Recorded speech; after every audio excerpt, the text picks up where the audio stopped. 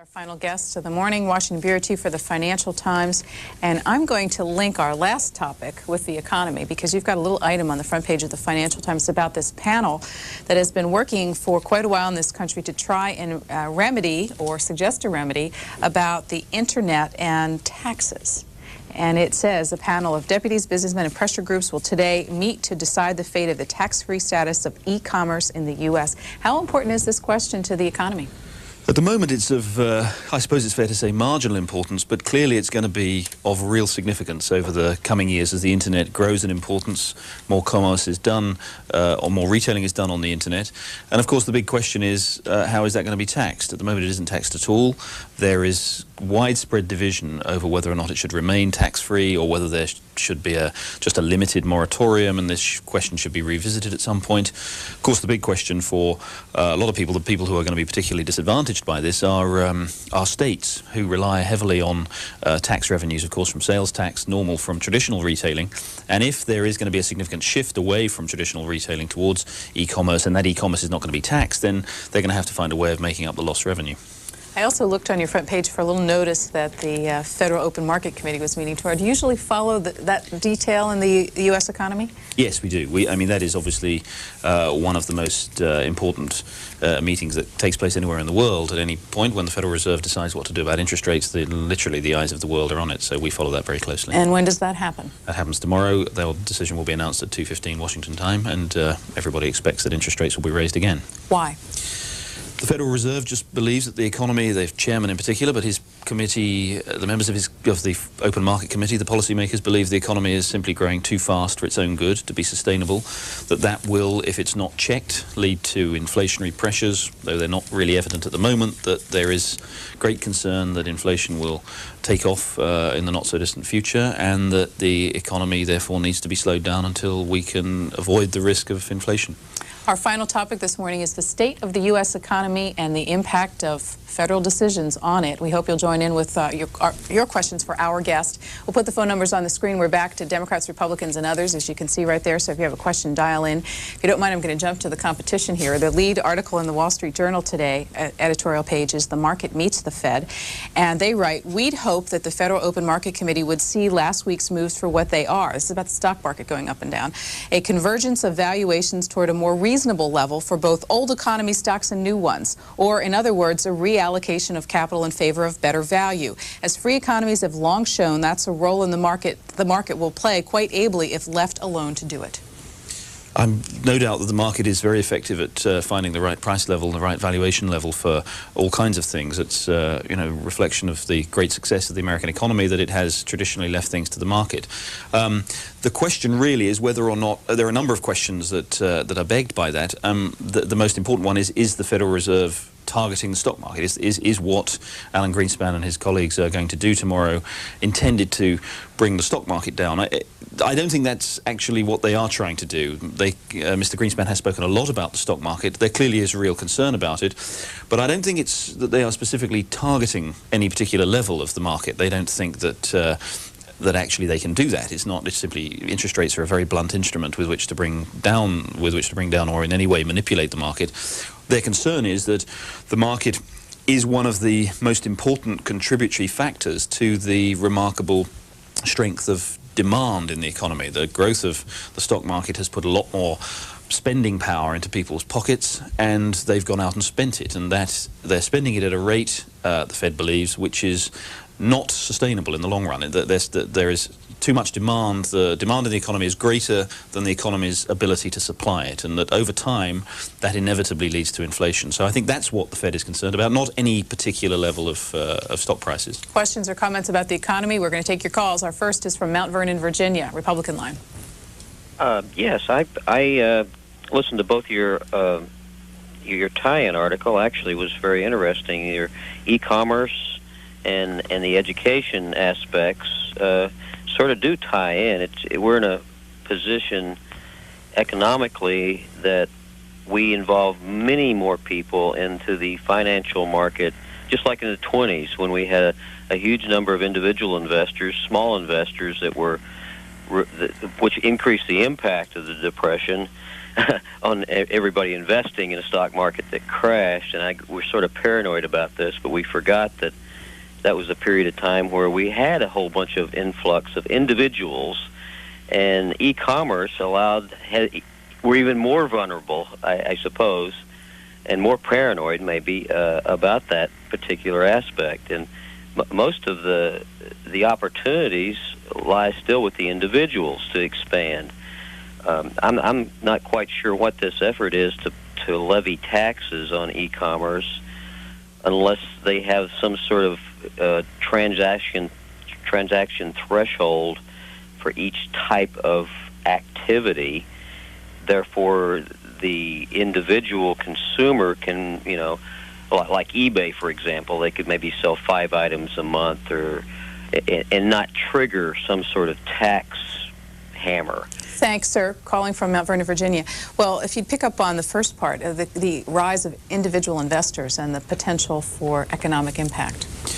Yeah, the growth of individual investment in the stock market has been one of the most striking phenomena of the last 10 years or so. We've all heard of the semi-mythical, legendary kind of day traders, but that's only a relatively small part of the increase in individual investment. The much more important has been individual investment, whether kind of indirectly through 401ks, which of course many people have now, or more directly through the actual direct buying and selling of stocks. And that, as the caller says, of course, that is to some extent reminiscent of some of the things that went on in the 1920s and how so many people were so badly affected by the stock market crash, of course, of 1929. But actually, the degree of exposure of individual Americans' exposure to the stock market is far greater today than it was in the 1920s. And that is cited by many people as another reason for concern about the level of the stock market. If the market is overvalued, then many more people are going to be directly affected if a very serious correction or a crash comes along. Next call is from Peoria. Thank you. I work as a technocrat at a live entertainment facility, a public house, and I don't mind working for low pay because I got benefits and all that. But all my freelance work is all taxed at a higher rate, at something like 48% here in Illinois. And I'd like a tax break so I can buy more peripherals for my computer. Thank you. I'll hang up and listen. Thanks very much. As you're watching the debate over taxes in the U.S. presidential campaign, what are you seeing? Well, it's very interesting. There doesn't seem to be, in spite of what the caller says, there doesn't seem to be the kind of demand for tax cuts that there's been in the past. Now, this is always difficult to measure because if you ask, generally speaking, pollsters have found, if you ask people, are you in favor of tax cuts or spending more money on public services like education or saving Social Security, generally speaking, people are more inclined to say to pollsters, perhaps, that actually they're not in favour of tax cuts, they're in favour of public services, because that actually, they don't want to appear to be selfish. So you always have to aim off to some extent for the importance of, in estimating the importance of responses to opinion polls about tax cuts. But it does seem to be the case, not just through opinion polls, but through what we saw in the primaries, that in particular George W. Bush's whole campaign, which is essentially built around a massive tax cut of, a much larger tax cut than the Republicans in Congress have tried to implement than there's been since Ronald Reagan was president. That does rather seem to have fallen flat as far as we can tell. There just doesn't seem to be interest in that. And I suppose the explanation is that with the economy doing so well, with people making quite a lot of money in the stock market, then they don't, even the prospect of a $400 or $500 tax cut over the course of a year doesn't really appeal to them very much, and they think that more perhaps could be done to address some of the longer term budget problems. Next call's from Memphis, Independent Line. Yes, I was just wondering why Alan Greenspan just won't let the economy just grow. I mean, if we're doing so good, what is so bad about that? Well, that's a very, very good question, and it's a question that many members of Congress are asking Mr. Greenspan and his colleagues increasingly when he appears before them. I suppose, to be fair to Mr. Greenspan, the economy has been allowed to grow. The Fed did not put up interest rates for a very long period of time over the last 3 or 4 years. In fact, actually cut them in response, of course, to the Asian financial crisis, at a time when the economy was growing much faster than traditional economic theory would have suggested was possible. In the past, the economy has, once it grows for any length of time above about 2.5% a year, that generally suggests that inflation is in the offing, and sure enough, inflation generally shows up. But since 1995, the economy has grown at an average rate of around 4% a year, and for most of that time, it was only last summer, the Fed has actually tolerated that level of that rate of growth because Mr. Greenspan in particular was convinced at a very early stage that there was something really quite significant going on in the economy, that something was changing which was going to enable the economy to grow at a faster rate than it had been able to in the past. Now I think the feeling is that, and it has been the feeling since last summer when they started raising interest rates, that even if you allow for the fact, even if you accept, as the Fed does, that the economy now can grow much faster than it could in the past, the rate of growth that we're seeing at the moment, the economy grew at a rate of 7% in the last 3 months of last year. It's probably going to record a rate in the first 3 months of this year of 4% or more. That rate of growth is simply not sustainable without increasing inflation. And I think that's their concern. Not that they desperately want to slow the economy, want to put people out of work, but because they simply believe that in the long run it's just not possible to have that kind of rate of demand growth without having inflation follow. For Mr. Baker of the Financial Times next, Winter Park, Florida. Democrats line. Good morning. Morning. My comment and question have to deal with that the 80% of the people would be considered poor. And one of the problems I seem to have is that the federal government seems to tax in ways that you don't know it's involving the federal government. The ordinary phone bill, if you add up all the taxes, municipal, etc., comes to approximately $8 a month. Now, if you take the basic rate, without even using your phone, it's going to cost you approximately $20 a month. The biggest bite is $3.50 goes to the FCC. That comes to an astronomical figure when you think that that's per phone per month.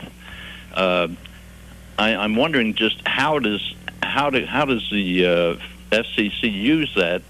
And I kind of don't like the idea that the federal government, Congress, has seen fit to tax me for the service of providing services for the hard of hearing. Now, nobody is going to, I don't think, deny the fact that they wouldn't mind paying a nickel, but nobody knows that that's what they're paying, just like they don't often realize that they're paying to put in all these computer lines into schools and libraries, etc. Okay, sir, thanks. Get your point. We'll get a response. Well, it's a good point. I mean, the FCC does charge a regular monthly fee. Really, I suppose they prefer to call it rather than a tax, and that is to fund all the kind of the various regulatory and infrastructural facilities that they run. But it is actually the subject of some examination at the moment in Congress and elsewhere in Washington generally. There is a real campaign now to have that cut or even eliminated. I'm not sure if that will happen, but certainly, as you say, and as you say, it is a kind of semi-hidden tax. I mean, a lot of people probably just look at the bottom line of their phone bill and don't necessarily look at all the individual items on it. And that is something that clearly, I think, clearly is worrying some members of Congress, and you may see something done about that. Annapolis is next. Democrats line. Yes, to harken back to an issue that was raised just a couple of callers ago, do I detect some irony in the fact that a lot of the tax provisions that have been instituted over the last 6 or 7 years in order to make up for the scare over the Social Security issue has been to push people into their own individual plans, which in turn, obviously, one of the major investments that's been touted by investment advisors has been stocks and the different derivatives of the markets. Some interesting irony that now there seems to be a great deal of fear that because of the breadth of the spread among the population of investment in the market, that now it's going to invest the economy in a larger way, when obviously a lot of this was fostered by government policy. Thank you.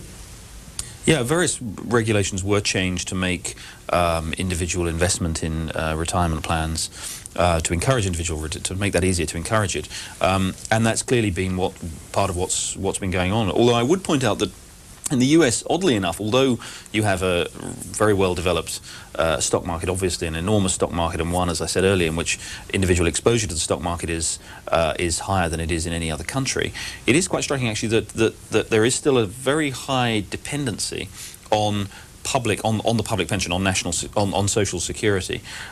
In the UK, for example, where I'm from, many more, the proportion of people who actually depend for most or almost all of their income from private pension schemes, from their own or from their employers' pension schemes, is much, much higher. The real, and that is for the reason, as the caller is getting at, that the real value of the state pension, the public pension scheme in the UK, has been gradually diminished over the years, encouraging more and more people to take out individual investment plans or to use their employer retirement plans. And of course, this is part of the debate again in the presidential election. There is the question of whether or not the US should move much more aggressively down the route of encouraging people to make their own investments, whether it be through Governor Bush's plan for individual Social Security, to be able to use some of the Social Security contributions to finance their own individual retirement accounts, or indeed, as some would prefer, a much broader privatization of pension provision in this country. So that is something that the US clearly needs to look at, because the pressures on Social Security from the aging population over the next 20 or 30 years are going to be considerable. Chesterfield, Missouri, Republican line. Oh, thank you. You just made my very point. Even a socialist country or like England has decided that this is not working. There's more people in need. They need to be secure in their investments, and to just so they can be secure in their retirement. Government spends too much money, and there's no way around it. I'd like to hear what you have to say. Well, it's a long time since England could be characterised as a socialist country, if ever. I don't think it's ever been socialist. It's actually, long had a long-standing belief in the importance of the private sector, and of course, while there may have been tendencies towards the over-aggrandizement of the state in perhaps the 1960s and 70s, when Margaret Thatcher came to power in 1979, she rolled back the power of the state in many areas. So if Britain ever was a socialist country, it certainly isn't now. But it is a good point. I mean, some countries have gone further down the route of privatizing social security, what you would call social security, than the United States has, and I think there is a question there whether or not, and if you look at Britain, you will see that the pressures on the British public pension scheme in the next 20 years, 30 years, are much, much smaller. The so-called unfunded liabilities, which is the commitments that our equivalent of Social Security will have to pay out in 20 or 30 years' time, are much smaller in the UK than they are in the US. In fact, they're much smaller in the UK than they are pretty well anywhere else in the world. Japan has one of the most serious problems. Germany has a very serious problem too. But the US, and the US falls somewhere between Germany and the UK. So something clearly needs to be done, and it may well be that part of the answer is moving more towards the British system, dare I say it. Altoona, Pennsylvania, Democrats line. Good morning, Altoona. Hello. Are you there? This is Mrs. Sanders. Thank you for taking my call, and I have to say the gentleman is right. Something has to be done, and what has to be done is lower the taxes. We pay far too much. It's just outrageous. Americans are being taxed. It's worse than King George. I think it has to be stopped, because I think we're ready to go to the streets and protest. Well, thanks. When you've done, and I'm sure your paper has done this, some comparisons of taxation, overall taxation rates of people in this country versus our competitors in the major countries around the globe, how do we stand? Substantially lower. I mean, the United States has a much lower tax take than continental European countries. Even if you combine federal tax, state tax, local taxes in this country, much, much smaller than continental Europe, a little bit smaller than the UK. The UK, again, is somewhere between Europe and the United States on this. The US has a around about the same as Japan, interestingly. But again, there are other kind of hidden taxes in Japan which there aren't here. So in global terms, the U.S. is relatively lowly taxed. But again, the caller makes a good point. Except another point. I mean, I'm having to defend my country from having been a socialist country. Now I'm having to defend its monarchical history. But it is a good point that there is a question. If you have a surplus, as everybody expects there to be now in the federal government over the next 10 years or so, then there is a prima facie case for saying, well, if you have an enormous surplus of the order of $2 trillion, which is what we could see, as high as $2 trillion, then clearly the federal government is taking in more money than it needs, and therefore that would suggest, other things being equal, that there is a case for a tax cut. But the question, and that's a perfectly valid point, the question, I think, really also has to be mediated through the longer-term question of what is the long-term budget position. And there we know, of course, that Social Security and Medicare are going to grow enormously over the next 20 to 30 years, eat up more and more of the budget, and you'll be in a position, if nothing is done about it, where in 30 or 40 years' time, something like 3/4 of the entire federal budget will be spent on Social Security and Medicare. So something does have to be done. It's exactly right. Now, the question is whether or not you cut taxes now and encourage people more aggressively to seek private provision of perhaps pensions, perhaps even medical insurance for retired people, or whether or not you use the money now, the surplus that is obviously going to materialize in the next 10 years or so, to continue essentially the public system of funding of those schemes. Next is Rochester, Michigan. Yes, hello. I have a question for you. I've been watching the candidates as they've been campaigning, and one thing I've heard Al Gore mention is, don't we want to have another 4 years of prosperity like the last 8 years? And my question is, just how much effect does the executive branch have on the economy? Thank you. Thank you.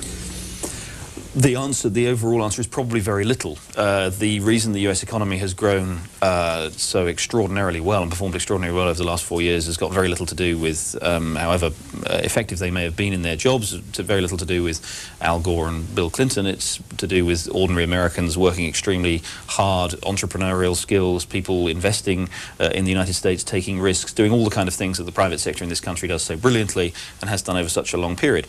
But of course, government can make a difference, and at the least, certainly history suggests that government can mess things up, and has messed things up rather spectacularly in many countries, including this one, over the years. And I think it probably is fair to say, I think it probably is right to say that actually, on the whole, this Democratic administration, as well as, to be fair, perhaps in some respects the Republican Congress too, for the last 6 years, has been rather good at avoiding messing things up. It would have been very easy for the administration to carry on with policies, or indeed the Congress to carry on with policies that might have led to a continuation of deficits. But in fact, beginning in 1991, when George Bush was president, but then continued in 1993 under this president, a policy was implemented of significantly cutting the deficit, raising taxes at the time, which was unpopular, cutting some spending, which was also unpopular, but that has resulted in the best fiscal position the country's been in more than a generation. So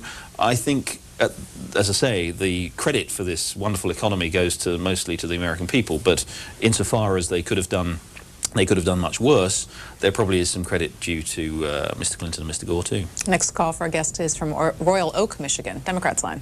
Yeah, hi, Mr. Baker. Yeah, yeah, you're doing all right till this last call. I mean, you know, not giving the credit. You got a $1.7 trillion budget in this country. We're not talking about your country. This country, the budget's $2 trillion, and it doesn't have any effect on this economy. Come on. You know, you got to be serious. The budget, when he reduced the budget deficits and everything else, there would have been no investment. The money was going overseas. That's why it came back in here. The budget, the Federal Reserve might have around 20% to do with the economy, but the budget is probably the other 80%. You didn't give it justice. But that's not why I called. I just wanted to let you know you're dealing with a $1.7 trillion. The reason I called was taxing on the internet. I was wondering, I'm a liberal, and I love to see how these Republicans get out of this one. They got 31 Republican governors here. They transferred all their taxes onto regressive taxes, like state sales taxes, which is real regressive for the poor, especially here in Michigan. We had a graduated income, and he shifted it back down to the sales tax. We went from 4 to 6%. Now I want to see how they get out of not taxing the internet, because they're dying. Republican governors are the ones that are dying to tax the internet because they know they're going to lose their tax base unless they go to the Federal Reserve. I wonder how you guys do it. What are your plans in Britain to taxing the internet versus here? Because I want to see these Republican governors squirm. Thank you. First of all, on the budget, you're absolutely right. $1.7 trillion. The budget is quite a lot of money, but it's actually 20% of the total U.S. economy. That's what 1/5 the total U.S. economy is about 9 trillion, produce about 9 trillion in goods and services. But more importantly, of that 1.7 trillion in the budget, the vast majority of that is not really susceptible to short-term policy changes. That is laid down, the so-called entitlements programs, by far almost half of the budget is in the form of entitlements programs, which of course go from year to year, and only by making the kind of very long-term changes which this administration has been unable to make or unwilling to make, and indeed most other administrations have been unable or unwilling to make over the years. Only by long-term fundamental structural changes in the budget are you able to change that. And then, of course, the rest of the budget is, a lot of it is defence, for example. Some of the other major budget components are also very difficult to shift. So actually, the actual effect that administration or Congress can have on the total fiscal activity of the whole U.S. government is actually relatively small at any period of time. It may sound rather paradoxical, but actually that's the way it's worked. On the internet tax question, I mean, you're right. This is a very difficult question. Other countries are grappling with it too. In the UK, there's no decision at all long term about how to tax internet sales. Although I'm pretty confident that the UK will decide that eventually that internet activity will probably have to be taxed in the same way that, if it can be, because that's one of the other problems here, the practical difficulties of this, in the same way that traditional retailing is tackled. But it is a problem. To be fair to those who do not want to tax the internet, they say, and John McCain made this very much part of his campaign, a permanent ban on taxation of commerce on the internet. The argument they say is that you have to. This is a new frontier. This is nobody went out and taxed Lewis and Clark when they went off and said no, everything we want going to take 20% of everything you bring back. This is a new opportunity for the U.S. economy, and if you tax it, you will squash it and you will prevent it from being as effective as it could be, and there's something to that. But whether or not it is right to say we will never, ever, ever tax retailing on the internet, no matter how large it grows, no matter how much it supplants traditional retailing, that seems to me a pretty risky thing to say. Next telephone call is from Orangeburg, South Carolina. Yes, how do you feel about raising the Social Security tax, the $72,000 cap on Social Security taxes? Okay, if it's supposedly one person, I mean 3 people working for every retiree now, wouldn't, if we raise the Social Security taxes above $72,000 on the, say, middle class or upper middle class, or even raise it maybe to $500,000, wouldn't that give everybody relief? Thank you for your call. In a balanced way. Thank you. That's one of the proposals that's being looked at, the income cap on Social Security contributions. The problem is that I think the $72,000 figure, I think, is right, does of course capture more and more Americans now. Obviously it's still, I don't know what the actual total proportion would be, but with this extraordinary growth in the economy and incomes that you've seen over the last 5 years, that does capture rather a lot. If you raise that to capture more Americans, or particularly to threaten to capture those who are perhaps approaching the top of that limit, so that their overall tax take would actually rise, I think people would regard that as unacceptable. At a particular time when the budget is in so much surplus, it will be quite hard, I think. I mean, the caller has a good point, but quite hard, I think, to justify to people what will be an increase in taxation to pay for long-term Social Security commitments. Tulare, California, Republican line. Yes, good morning, and thank you for C-SPAN. I love it. I have a comment. I am in a class that is sort of the forgotten class, I guess you might say, for economic development as far as the government is concerned. I am too young to be collecting Social Security, and I'm too old to be having young children at home. And so if there are any kind of benefits for people who are out of work, which I happen to be from an area where we have a huge unemployment population, what happens to single women like me? And there seems to be just a huge amount of us. I have friends that, like several years ago when the economy in our area was a little better, could live fairly well by ourselves. But now, we can just barely make it if you have a job. And I just wonder what comment you might have to make about what happens to this class of women who are single. Caller, just briefly, because our time's short, but what has happened to Tulare that it has escaped the booming economy elsewhere in the country? I think that it's probably the influx. We're not too far from the border. We have a large Hispanic population here, and also Hmong, and we're a largely agricultural area, almost totally agrarian. Thanks for the call. As you say, I mean, it is the rising economy has tended to lift all boats in the economy. But we still forget, of course, that there are people actually, and interestingly, at various different levels of the income profile, who perhaps have been left behind. I mean, we are very familiar with those, particularly those, say, who came off welfare when welfare was reformed a few years ago and perhaps haven't been able to find permanent employment, those who are essentially working at minimum wage activities. But there are also people further up the scale who, for a variety of federal and local tax reasons, are caught by rather more taxation than they probably should be. That may well be the one of the problems with the caller is facing.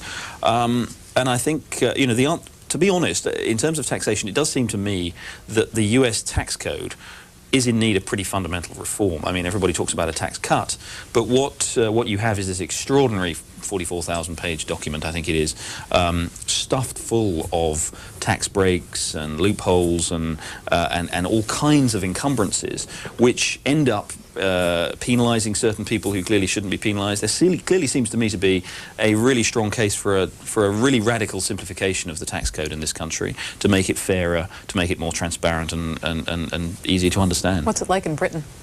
Well, it's pretty complex in Britain, but I think it's fair to say, I don't want to sort of say we in Britain have got everything right, because we haven't. And in fact, in terms of overall economic performance, the US has fared much better.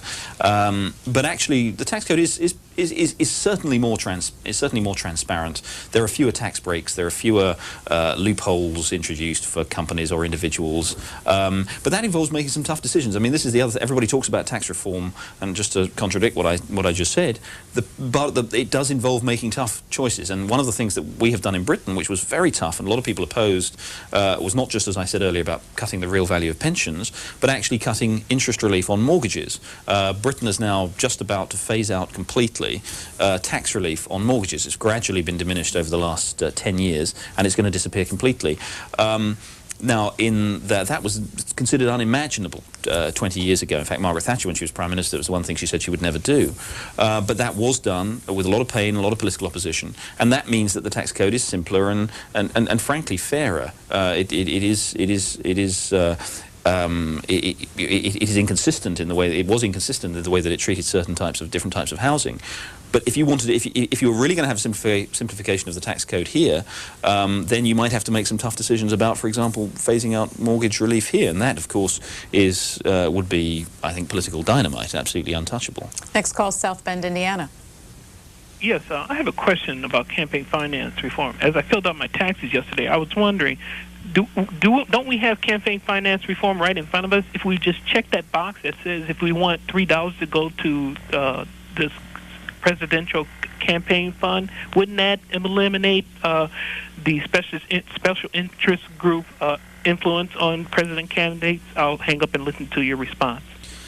I think the figures are more and more people are not checking that box. Actually, that's one of the problems. This is the money that goes to the FEC, the Federal Election Commission, which it then uses to match for matching funds purposes for candidates in elections. And one of the problems actually that the FEC faces at the moment is that more and more people are not checking that box.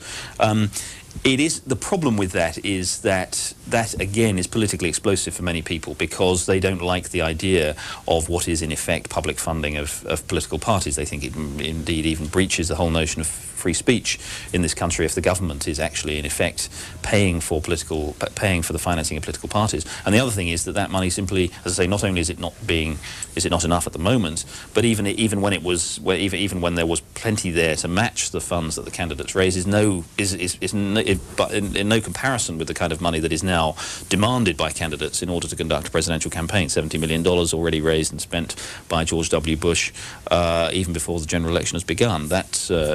There's no chance that people will be able to cough up that kind of money on their tax returns. For Gerard Baker, next, Escondido, California, Republican line. Good morning. Morning. I have a question in reference to what's happening to us here in San Diego and basically in California and from what I understand now across country, and that's the high gas prices. We continue to escalate up. I just paid $1.75 for 87 octane, and I saw 92 at 206. We're in business, have been for years, and we cannot handle what's happening to us at this time. My diesel costs are now up to $1.67 a gallon, and we use a lot of diesel fuel. My fears are what Greenspan will do to the economy are due to interest rates over the next couple of months. And because of a trickle-down situation where when I buy milk, my milk is going to go up, my bread's going to go up, my staples are going to go up for the family and for my family's families.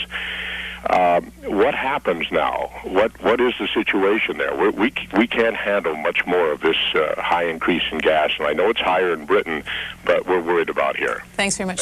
Before you answer, let me add a contrarian view from the Journal into your answer.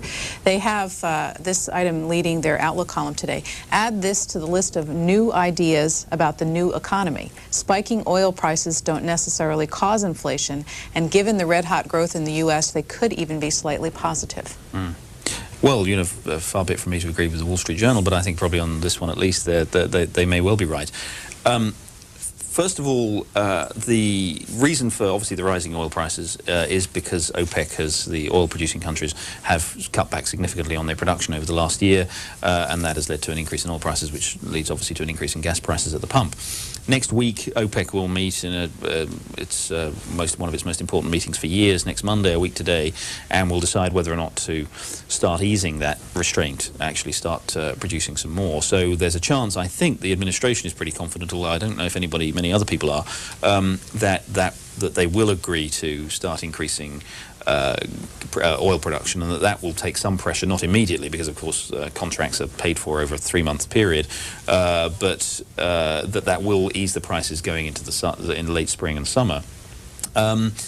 And secondly, I mean, there is the broader question, and I absolutely take the caller's point. People have been blindsided. I think that's one of the problems we've had by this increase in oil prices over the last 6 months. Nobody, although we could see it coming because we knew that OPEC was cutting back on production, nobody really thought, I think, that it was going to be as serious as it is, and that is causing real dislocation. Uncertainty is the worst thing businesses, I'm sure, like the callers, can possibly face. And so to suddenly see this increase in such an important good that they have to pay for, that is particularly bad news.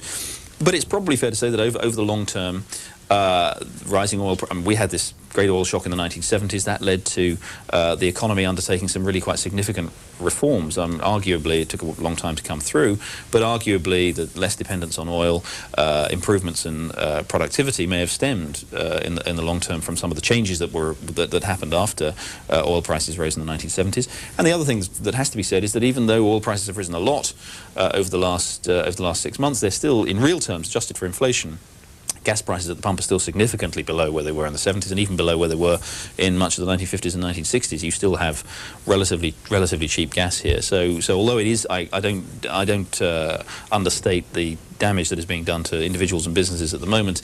Longer term, I suspect the damage won't be that great. We're going to try to fit in 2 final calls, short time. Murphy, North Carolina. Good morning. Morning.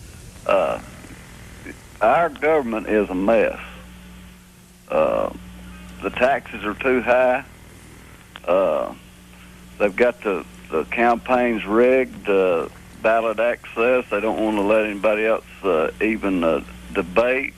Our trade deficit is just ridiculous. If we don't get somebody in there that's grown up, knows what they're doing, if the stock market ever crashes, we've had it. Thank you. It's a comment. I'm going to go on to Memphis, Tennessee, Republican line. Hello? You're on the air. Oh, thank you for C-SPAN. And Mr. Gerard Baker, I enjoy listening to you. And you made a lot of sense out of things people have to deal with every day about taxes. But one of the questions, I have three questions for you, and it's talking about the economy and what the presidents had on the economy. And my first question was, well, Ronald Reagan, he reduced taxes on the extreme rich, which started to produce a lot of wealth. And then he also reduced taxes on the general population, which increased general revenue. And my third question was he resolved the Cold War, which I've read saves the American economy $100 billion a year. And I was wondering what your opinion is on this and how it affects the present-day economy. And I'll hang up and listen to your answer. Thank you. I think that much of the success of the U.S. today, economically and politically, is unquestionably down to the period of the Reagan presidency. I think that some of the I would point more to the regulatory side rather than the fiscal position. To be honest with you, the fiscal record of the Reagan administration was a mess. They significantly increased defense spending, particularly, and some other forms of spending, and significantly cut taxes. And actually, that cut in taxes, although the theory was that the cut in tax, and still is by some presidential candidates, that the cut in taxes will increase incentives in the economy and that will raise output in the economy and therefore the overall effect will be to raise revenues to the federal government. That didn't happen in the 1980s. It didn't happen in the early 1990s. You had this enormous fiscal deficit that grew up. So actually the fiscal record of the Reagan administration was, I think, not very positive. But I do absolutely take the caller's point on the Cold War, that that essentially the Reagan foreign policy was what ended the Cold War, and that has produced a fiscal benefit in the form of lower defense spending. And I would also say, as I said right at the start, that I think some of the regulatory changes, some of the whole environment in which business is done in this country and the way in which it was changed by the Reagan administration was incredibly positive and really enabled the U.S. economy to achieve the kind of performance it's done in the last few years. Gerard Baker is the Washington bureau chief for this newspaper. It's called the Financial Times. You can find it on the internet at ft.com or at newsstands all around the country. Thank you for being here. Thank you.